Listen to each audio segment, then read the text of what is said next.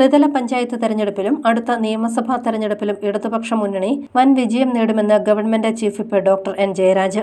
ഐക്യ ജനാധിപത്യ മുന്നണിയിൽ നിന്നും കേരള കോൺഗ്രസ് എം പാർട്ടിയെ നിഷ്കരണം പുറത്താക്കിയപ്പോൾ അഭയം തന്നത് ഇടതുമുന്നണിയാണെന്നും ഈ മുന്നണിയെ ശക്തിപ്പെടുത്തി മുന്നോട്ടു പോകുമെന്നും കേരള കോൺഗ്രസും കാഞ്ഞിരപ്പള്ളി നിയോജക മണ്ഡലം നേതൃയോഗം ഉദ്ഘാടനം ചെയ്ത് ഡോക്ടർ എൻ ജയരാജ് പറഞ്ഞു. പ്രത്യേകിച്ച് പഞ്ചായത്ത് തെരഞ്ഞെടുപ്പിൽ ജയിക്കണമെങ്കിൽ സ്വാഭാവികമായിട്ട് മറ്റെല്ലാ ഘടകത്തെക്കാളും വോട്ടിനകത്ത് ആളുകളാണ്. നമ്മുടെ ആളുകളുടെ പ്രശ്നം എന്ന് വെച്ചാൽ നമ്മുടെ വീടുകളിലെ നല്ല ശതമാനം ആളുകൾ വിദേശത്താണ്. വോട്ട് ചെയ്യാൻ കഴിയുന്ന 18 വയസ്സുള്ളവരൊക്കെ ഇവർ വിദേശ രാജ്യങ്ങളിലാണ്.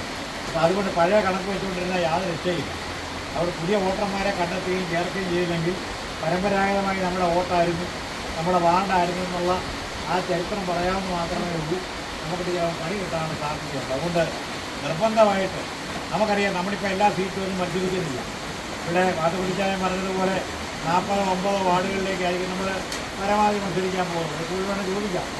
എങ്കിലും ഈ 50 ആണേലും 60 ആണേലും ആ മത്സരിക്കുന്ന വാർഡുകളിലെങ്കിലും കേന്ദ്രീകരിച്ചുള്ള പ്രവർത്തനം വളരെ പ്രധാനപ്പെട്ട ഒരു കാര്യമാണ്. ത്രിതല പഞ്ചായത്ത് തെരഞ്ഞെടുപ്പിന് മുന്നോടിയായി വാർഡ് മണ്ഡലം സമ്മേളനങ്ങൾ ഓഗസ്റ്റ് മാസം നടക്കും. സെപ്റ്റംബറിൽ നിയോജക മണ്ഡലം സമ്മേളനവും നടത്താൻ യോഗം തീരുമാനിച്ചു. നിയോജക മണ്ഡലം പ്രസിഡന്റ് AM മാത്യു ആനിത്തോട്ടം അധ്യക്ഷനായി. ഷാജി പാമ്പൂരി, സുമേഷ് ആൻഡ്രോസ്, റെജി പോത്തൻ, ജെസ്സി ഷാജൻ, MC ചാക്കോ, ചെറിയാൻ ജോസഫ്, ശ്രീകാന്ത് S ബാബു, മേഴ്സി ജോസ് തുടങ്ങിയവർ പങ്കെടുത്തു. News bureau, Ponkunnam.